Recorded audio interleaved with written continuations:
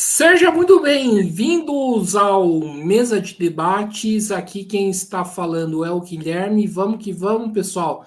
Dar sequência aqui na nossa programação da semana, conversando, debatendo aí sobre diversas questões, falando aqui, né, de temas aí de extrema importância e, né, vamos falar agora um pouquinho de marxismo, né, debater um pouco a atualidade e aplicação, né, da teoria marxista para os tempos atuais. A gente sabe que, né, estamos vivendo aí uma ebulição de várias coisas e vamos debater como que a gente dá uma resposta, né, através do marxismo a, a, a esses desafios. E uma pessoa que eu convidei aqui para falar, né, sobre isso foi o Nelson Vilela, ele que é da TV A Comuna, né, um canal do YouTube companheiro, né, nosso aqui do Mesa de Debates, e vamos conversar um pouquinho aqui com ele sobre esse tema. Então, Nelson, antes da gente começar, por favor, fale um pouquinho aí de você.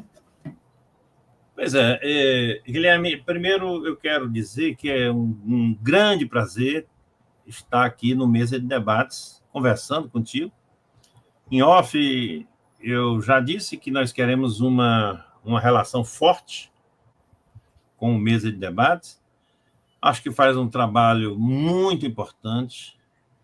A articulação do Mesa de Debates, o arco, é um arco semelhante ao que nós fazemos na revista e TV A Comuna, tá? Bem, vou me apresentar. Meu nome é Nelson Vilela Salles, está escrito Nelson Vilela. Eu sou do Conselho Editorial da revista e TV A Comuna. A revista e TV A Comuna, ela existe, ela tem 5 anos e 4 meses de existência.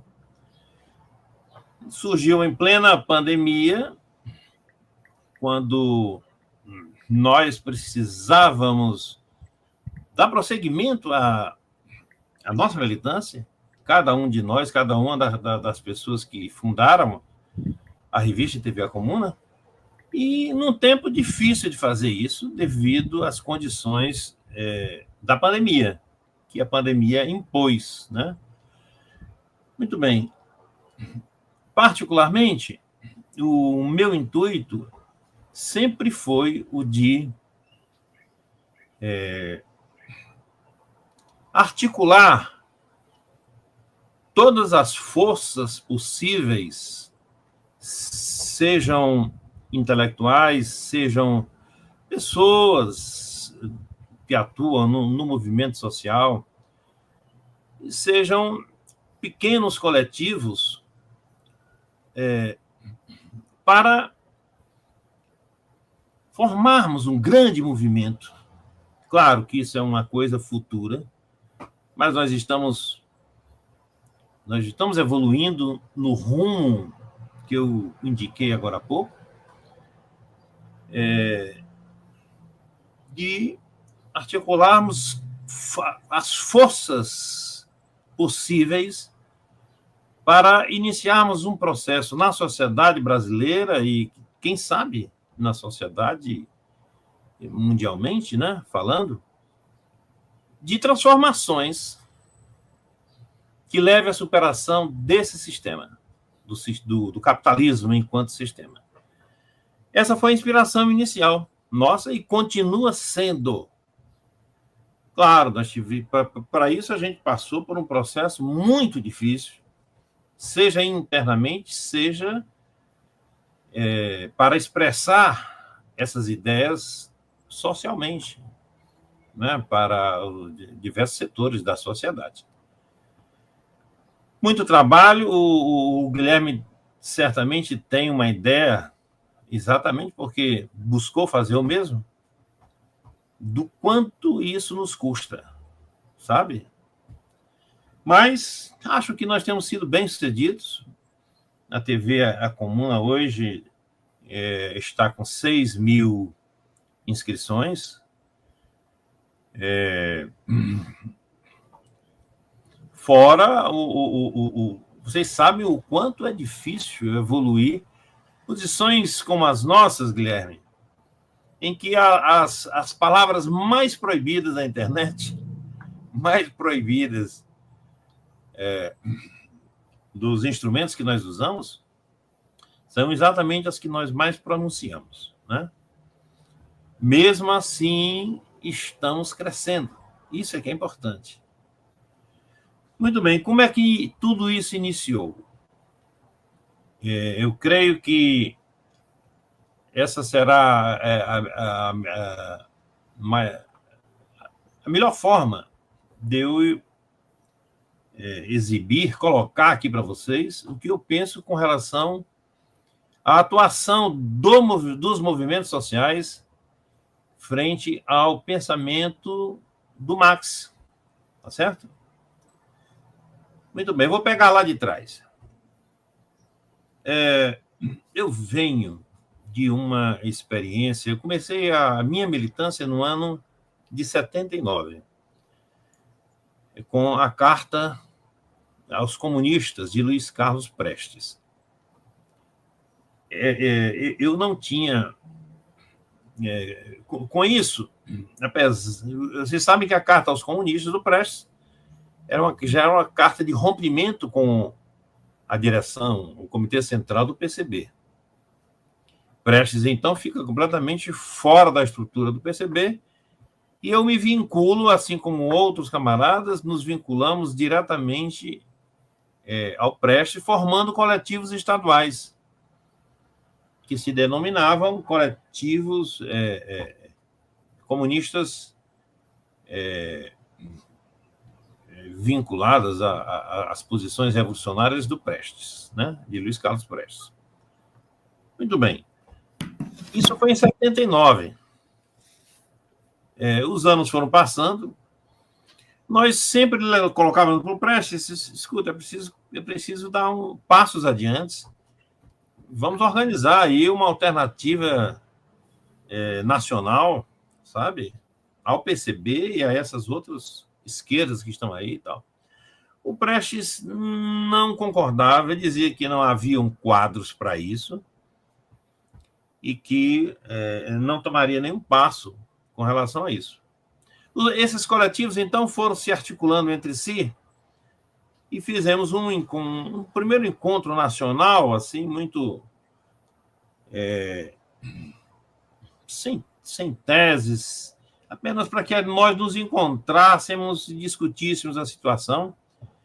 E, a partir daí, esses coletivos passaram a ser chamados de coletivos Gregório Bezerra. Simplesmente assim, éramos coletivos estaduais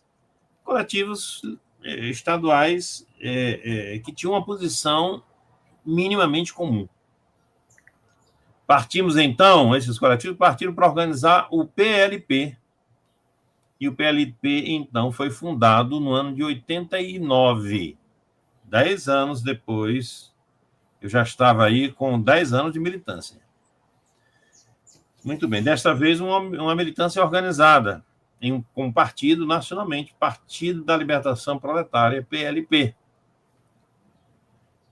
Muito bem. Isso foi em 89.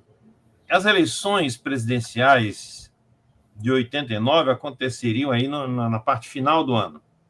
E nós corremos tentando legalizar o partido e, ao mesmo tempo, definir uma candidatura nacionalmente. Essa candidatura foi definida, mas nós não conseguimos legalizar o PLP. A partir daí ficou a seguinte discussão: e agora? O que fazer? Né? A célebre pergunta. Diante daquela circunstância, o que nós deveríamos optar por fazer? E aí a maior parte da militância já estava entusiasmada com a candidatura do Lula. Houve, então, uma conferência nacional para definir essa questão, e embora essa questão não tenha sido bem resolvida no Comitê Central, mas na Conferência Nacional a maioria preferiu apoiar a candidatura do Lula. Naquele momento, eu e mais alguns companheiros em vários estados deixaram o PLP. E agora vamos ver os motivos, né? Durante todo aquele ano de 89, como havia essa discussão sobre, finalmente, o que nós iríamos fazer com relação às eleições presidenciais, eu comecei a examinar as proposições do Lula, do PT e tal. Comecei a estudar o PT programaticamente.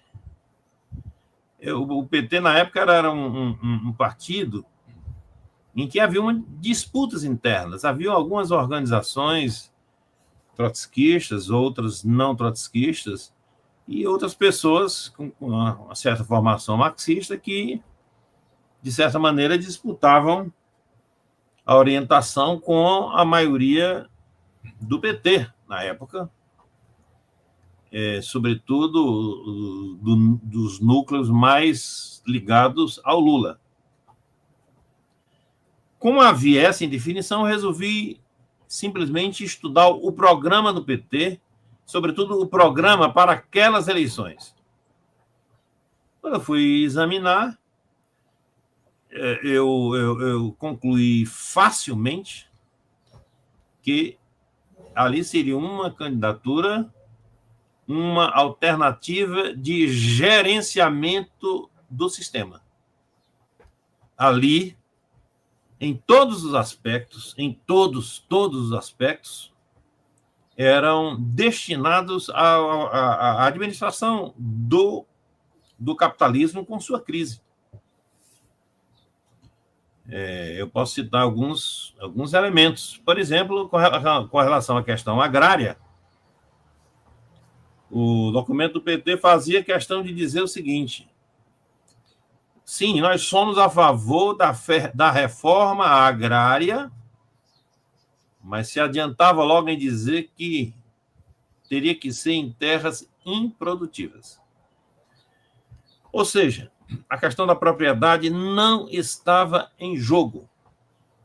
A questão da propriedade privada no campo, a questão de que já vários grandes grupos econômicos tinham uma expressão forte no campo, que hoje, na minha opinião, erradamente são chamados de agronegócios, que ali são empresas capitalistas. Eu posso até dizer que é o capital financeiro no campo, tá? É isso. O capital financeiro controla vários segmentos importantes da economia, no Brasil e no mundo. Por exemplo, os grandes meios de comunicação estão nas mãos do capital financeiro. Muito bem, eu estou citando um exemplo, mas existiam vários. Até no campo dos sindicatos, o PT que havia surgido, o PT e a CUT que haviam surgido, com bandeiras como a independência dos sindicatos, das organizações sociais com relação aos patrões, ao Estado e aos partidos políticos, sabe? Provavelmente sob uma certa influência do Solidariedade, né, do sindicato, do poderoso sindicato que havia surgido naqueles anos, sindicato polonês, né, que era realmente, surgiu dentro da mais completa independência com relação ao governo, ao Estado, pelo menos ao governo e ao Estado. Tá?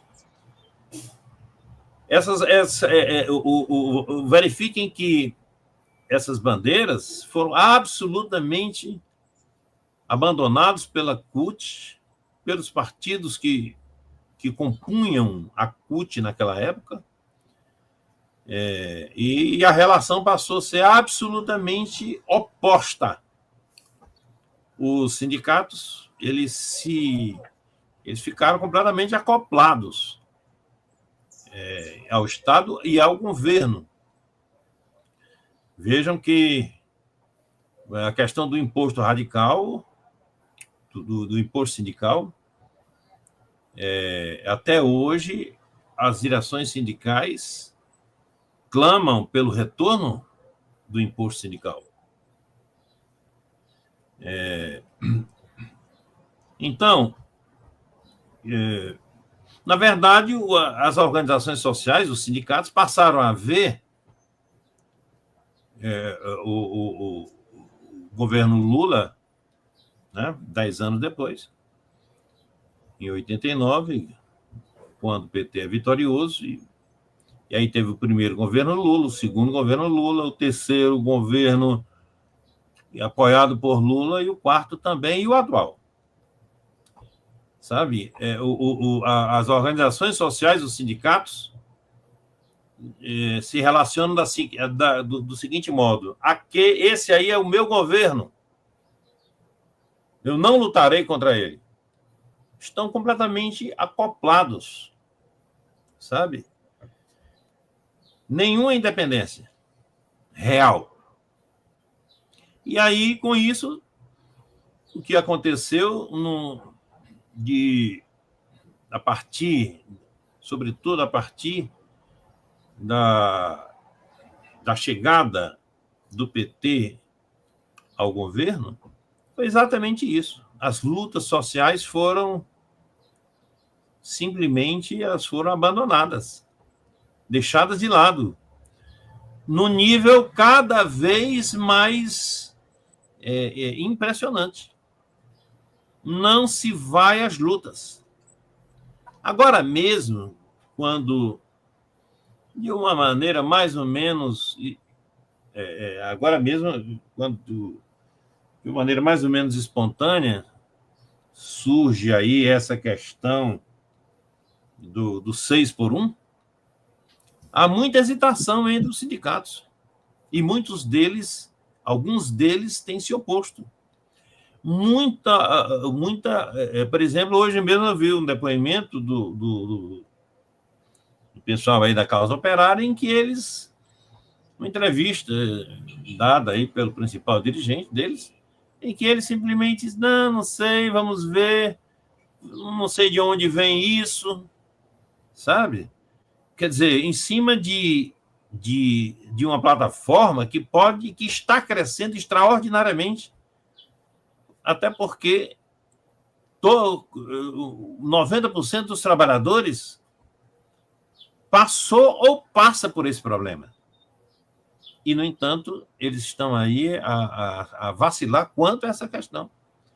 Então, de lá para cá, tem havido um processo cada vez mais brutal de abandono das lutas sociais, de descompromisso dessas organizações.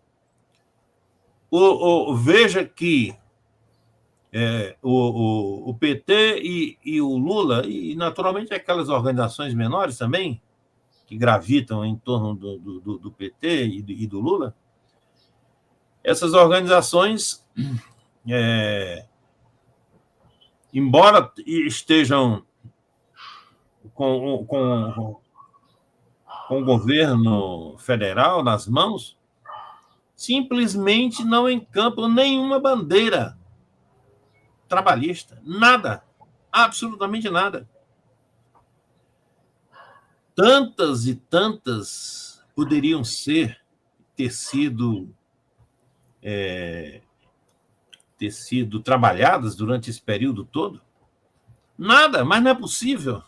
Alguém que surge com grande liderança, e foi, de fato, nos anos de 78, 79, 80, sobretudo nesses 3 anos, e depois permanece, não tem nada a dizer quanto a questões concretas que o movimento sindical, há tantos anos, desde Getúlio, o último a conceder questões realmente significativas, aí foi o Getúlio. E, de certa maneira, o sobrinho dele, né?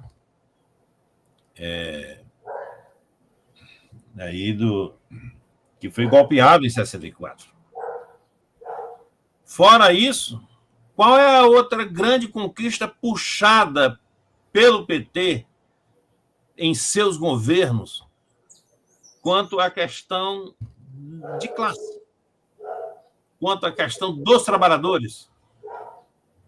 Você tem a máquina federal nas mãos e não avança em nada? Bom, isso aí, eu quero. Essa é uma primeira colocação. Depois eu prossigo. Diga aí, Guilherme. Perfeito, gostei aí bastante aí da sua primeira colocação, né, ô Nelson? E vamos para as perguntas. E eu acho que um desafio, né, daqueles que se reivindicam revolucionário é de ter um polo, né, de defesa do marxismo para poder atuar nas lutas, um polo que seja atuante. Aí eu te pergunto, né, frente ao cenário que nós estamos vivendo, qual que é a importância de resgatar o pensamento marxista e qual que é a sua onde que ele onde está para aplicar o pensamento do Marx? Desculpa aí, eu encolei. Sim, sem dúvida. Bem, primeiro eu quero dizer que essa questão do pensamento do Marx, da política proposta pelo Marx, e aí eu vou colocar, prefiro falar pelo marxismo, né? Historicamente falando, na verdade, há um processo de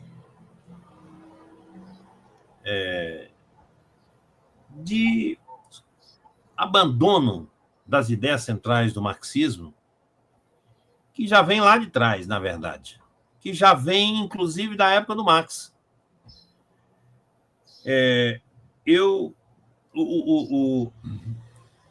O Marx, eu quero colocar aqui claramente alguns momentos, né? Primeiro, as resoluções da Liga Comunista, as resoluções de 1850. Essas resoluções saem após a derrota da Revolução de 1848. O Marx e o Engels participam diretamente dessas revoluções. Foram para o campo de luta, para o campo de batalha. Ambos, inclusive em posições distintas. Muito bem. O Marx se deslocou para a colônia e chegou até a ser o presidente do Comitê Operário lá de Colônia, assim, no próximo à derrota da Revolução. Muito bem. 2 anos depois sai uma resolução em que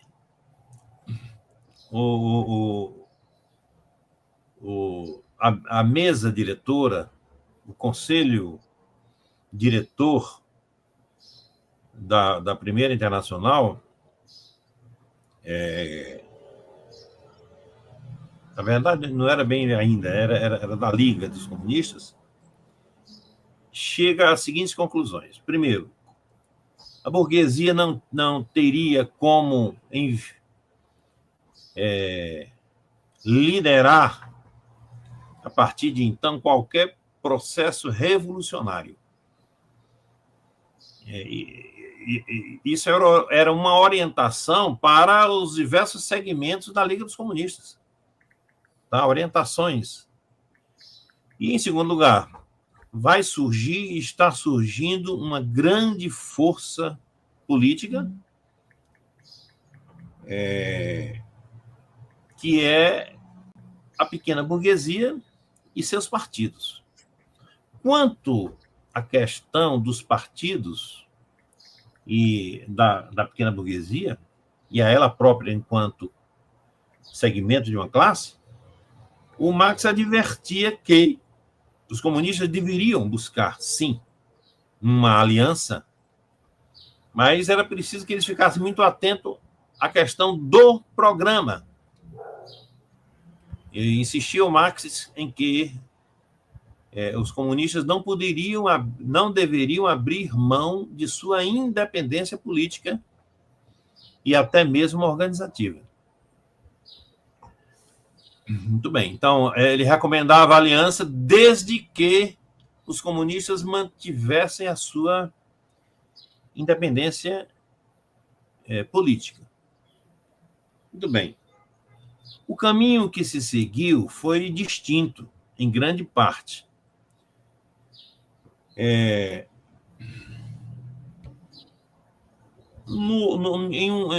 um documento, algo que pode ser até entendido como um pequeno livreto, as resoluções do programa de Gotha, a crítica, na verdade, o nome é a crítica ao programa de Gotha, onde o segmento mais vinculados ao Marx e o Engels iriam se fundir com segmentos ligados ao La Salle, desculpem. O La Salle tinha uma organização política vinculada a ele próprio e tal, e havia, então, essa possibilidade de fusão. Mandaram os documentos para o Marx. O Marx assumiu uma posição duríssima, de crítica. O que se seguiu a partir daí, embora o Engels continuasse orientando e ajudando a construção do Partido Operário Social Democrata Alemão, que era resultado da fusão dessas duas organizações, mas o Marx se afastou.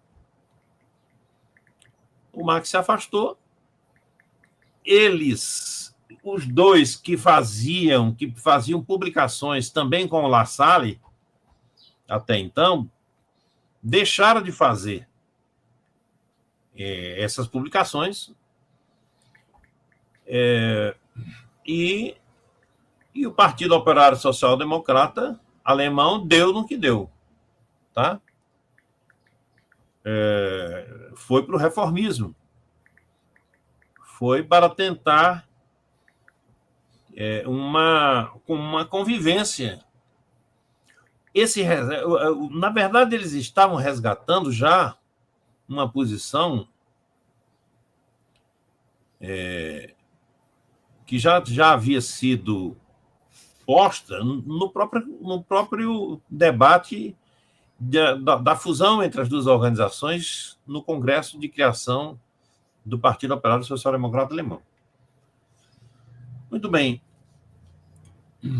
Mais adiante surge a questão da possibilidade de guerra.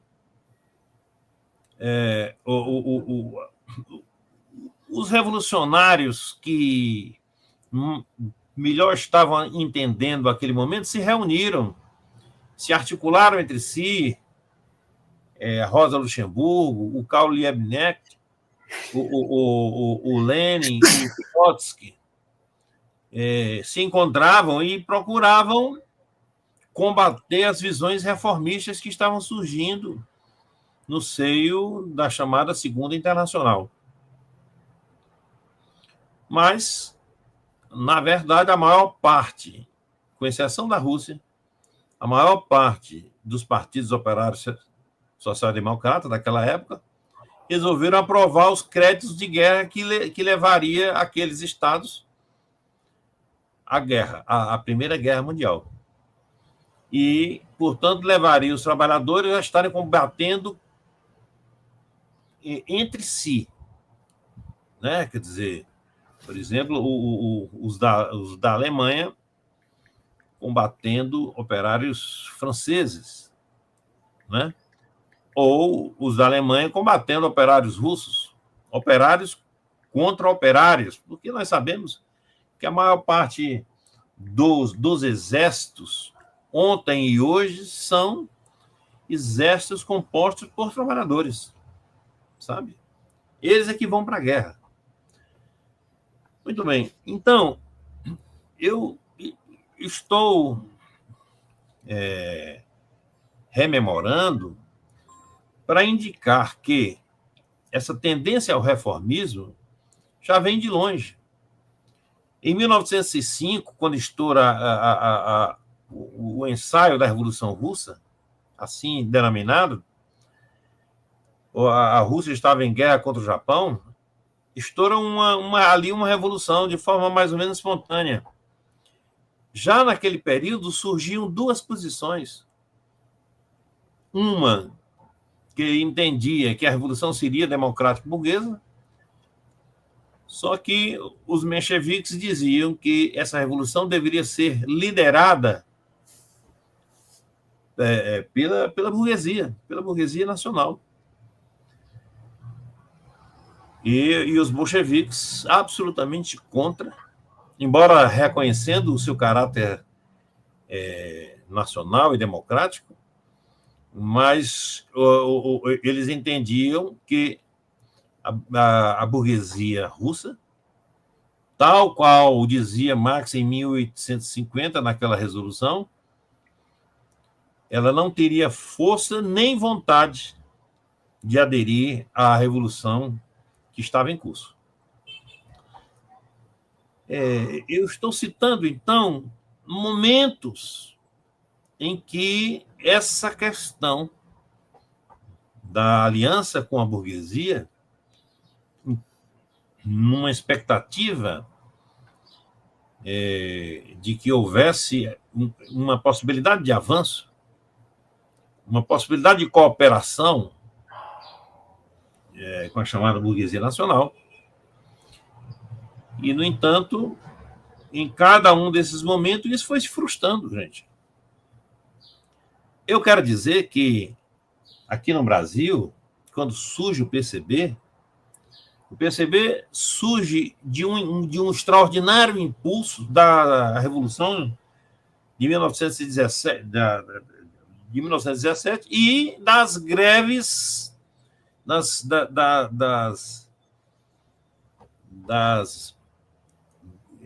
fantásticas greves que surgem, sobretudo, em São Paulo, no estado de São Paulo. Claro que ali havia uma grande influência anarquista, isso não importa. O próprio, anos depois, em 22, não, em 1922 ou foi 25? Agora já não. Primeiro congresso do PCB, sabe? Inclusive com uma ampla maioria de trabalhadores vindo do anarquismo, sabe? Eu quero dizer que, a partir daí, esse movimento ele já foi impulsionado dentro de uma visão reformista, também reformista, embora tenha vindo socialmente de um embate social duríssimo em 1917. Então, eu estou reforçando esta ideia, mas vamos ser bem claros. O que vem sendo buscado de forma prática, já desde,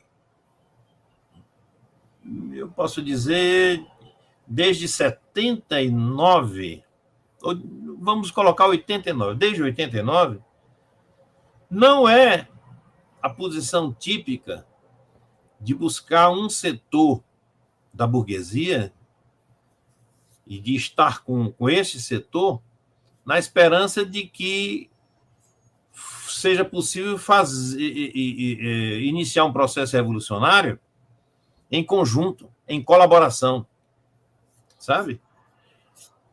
Isso ficou para trás.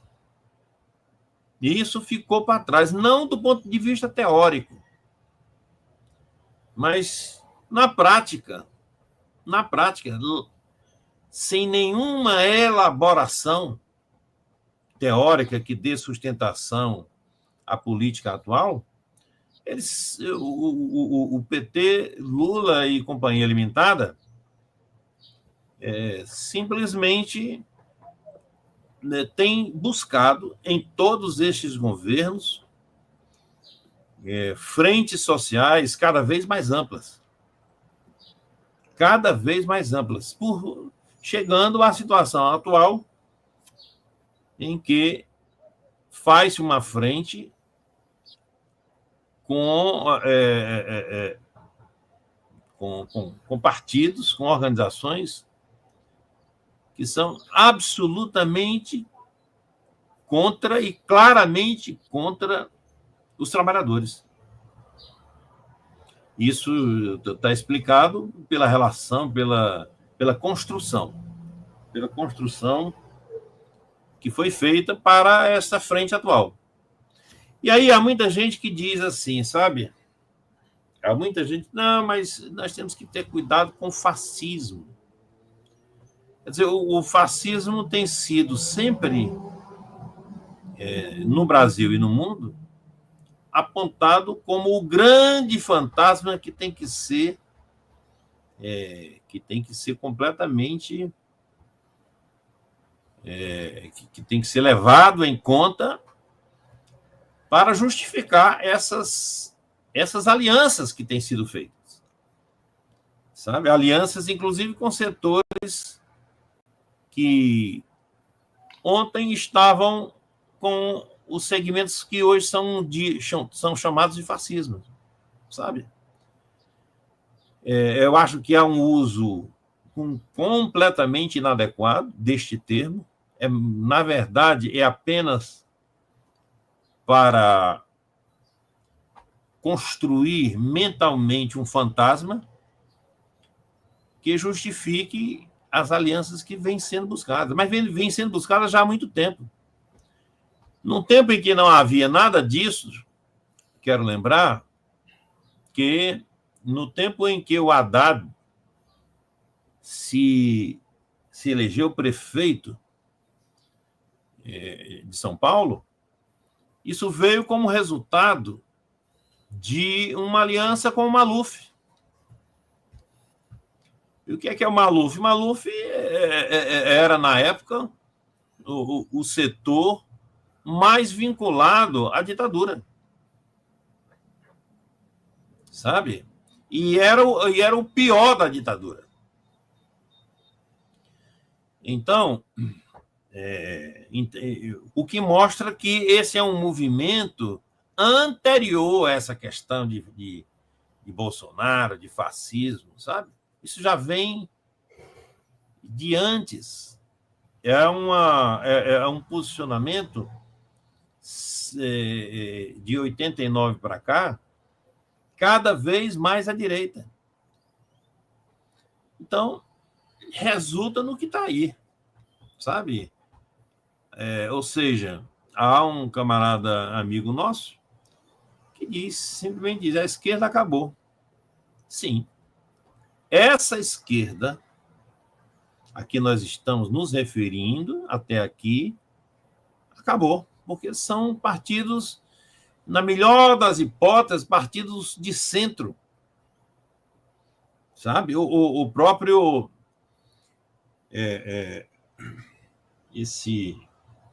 o Zé Disseu, um dia desses, reconheceu, não, o PT é um partido de centro-direita.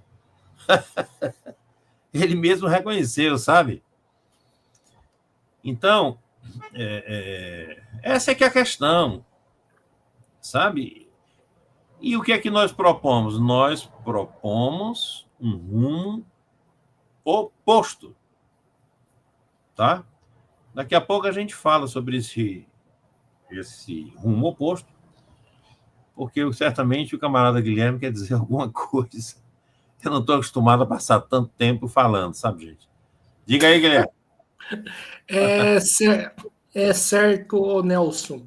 Ô Nelson, eu queria, né, conversar com você sobre essa dita esquerda que a gente conhece hoje, né? O que eu percebo, né, nos discursos é que essa esquerda ela se apropriou do discurso liberal. Hoje, para mim, é mais correto falar que a esquerda hoje está mais perto de Montesquieu do que perto aí de Marx ou de qualquer algum pensador, né, de esquerda, né, durante a história. E eu queria saber por que a esquerda hoje se apropriou tanto, né, do discurso liberal, principalmente do discurso liberal político. Entendi. Ok. O que eu te disse, sabe? Existe um motorzinho, sabe? É um motorzinho ao qual estão vinculados todos esses partidos, organizações e, e militantes intelectuais, etc. Esse motorzinho chama-se Lula. Eu quero dizer o seguinte: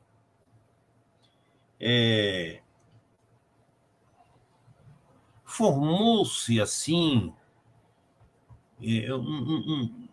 em torno do Lula, sabe, uma posição que é completamente prejudicial, sabe? Uma coisa é o papel que o Lula objetivamente adotou nos anos 78, 79 e 80. E isso, objetivamente, ele cumpriu um papel. Não tenho dúvida. Agora, acontece é que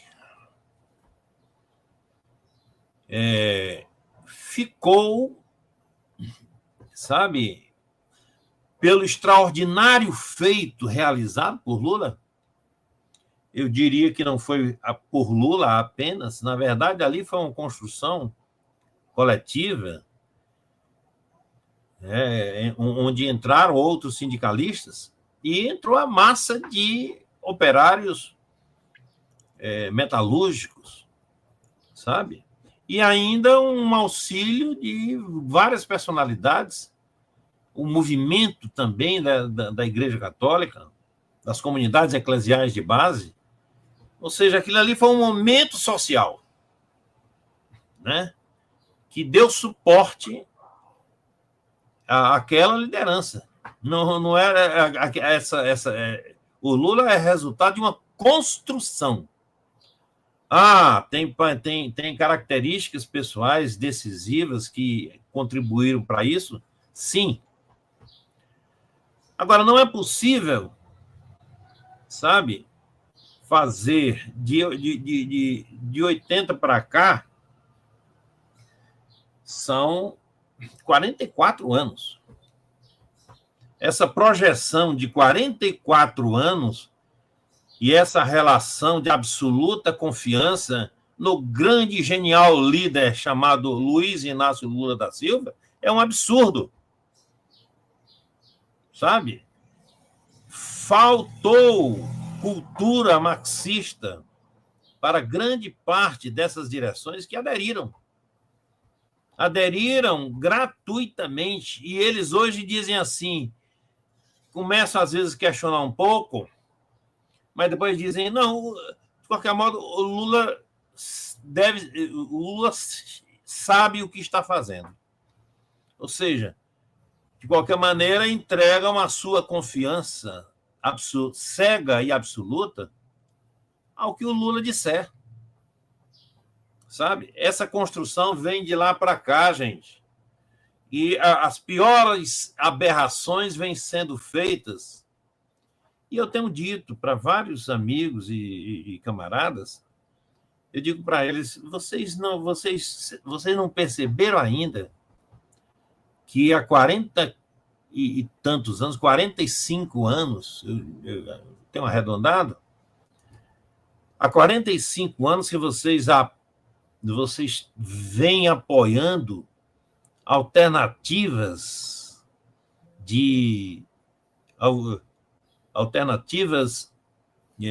de administração burguesa.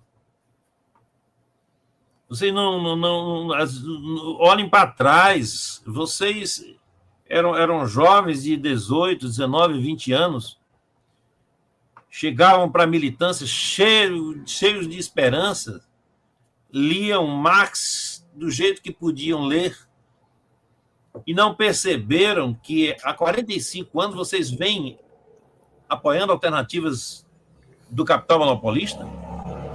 Porque é isso que esses governos, todos esses governos, dito de esquerda, na verdade, têm sido alternativas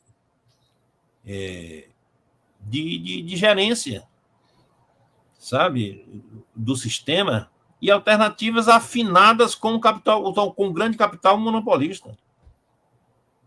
Vocês não se aperceberam disso? Nunca olharam para trás e se aperceberam disso? Então, assim, sabe, eles vivem até hoje sob a liderança de Lula. Seja uma liderança de Lula para os dirigentes do PT, do PCB, do PSOL, e também esse, sei lá como é que é o nome, um partido aí que eu, às vezes, esqueço o nome deles, dessa gente, sabe? Todos eles referendando o que o pai Lula tem a apontar. E já estão dizendo, será o nosso candidato em 2026. A não ser que ele não queira, mas já estão determinando a sua vontade a partir de agora. Então é o seguinte, isso aí é cegueira pura, sabe? Cegueira pura, ainda mirando o Lula do final dos anos 70. Essa imagem nunca saiu de suas mentes. E é destinada a ele a direção de hoje e de amanhã. Sabe? Seja por onde ele for, nós iremos. Assim dizem esses dirigentes, essas pessoas. Perfeito. Então, Nelson, a conversa está muito boa, né? Mas ela precisa acabar por conta, né? Conforme eu falei, eu tenho um compromisso daqui meia hora, né? Mas a conversa foi, né, bastante produtiva, bastante rica, né? Gostei bastante aí da sua explicação. E passo a palavra, né, para você fazer suas considerações finais e já apontar aí caminhos, né, conforme você falou na sua fala anterior. Ok.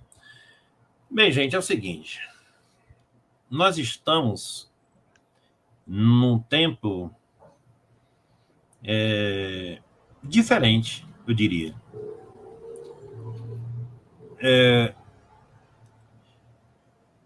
Eu não recordo de um tempo em que a crise do sistema estivesse no grau que hoje ela se manifesta.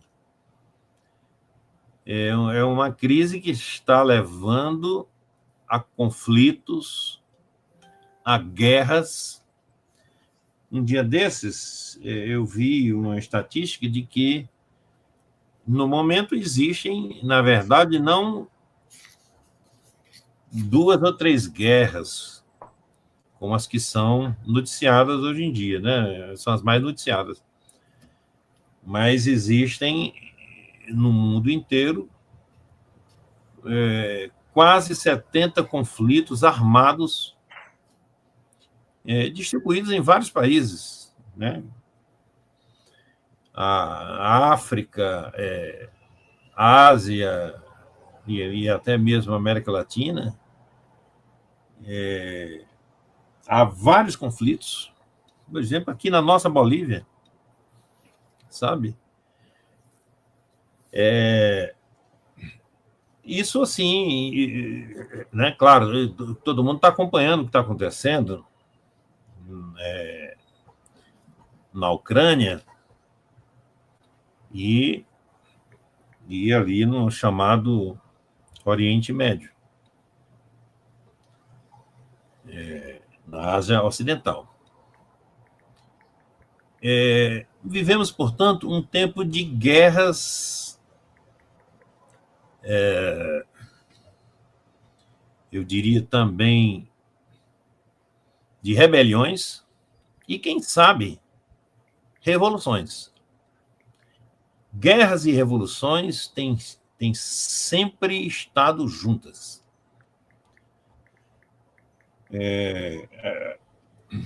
Na verdade, cada vez mais fica claro que há uma comunidade mundial,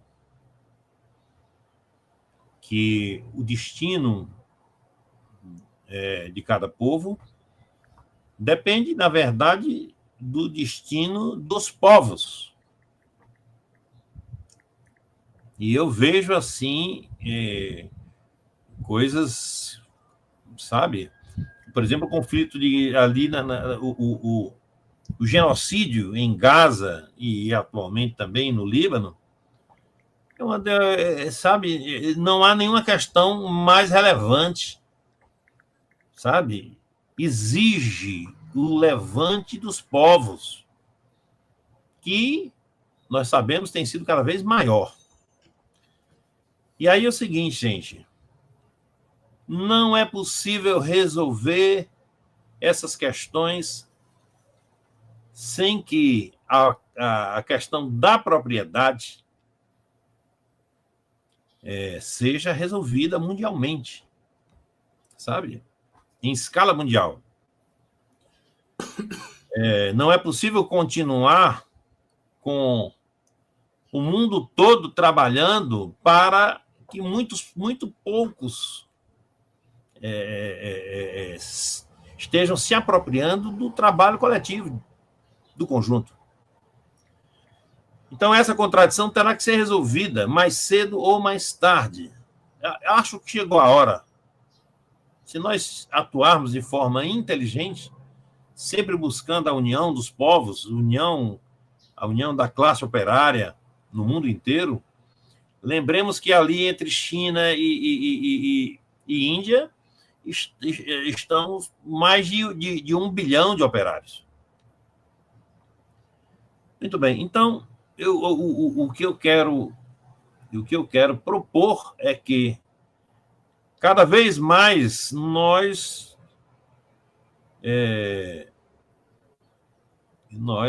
prestigiemos canais como o Mesa de Debates, por exemplo, canais como a Comuna, revistas como a Comuna, e vários coletivos, gente, que estão aí, várias personalidades que manifestam esse posicionamento, tanto no Mesa de Debates como na Comuna.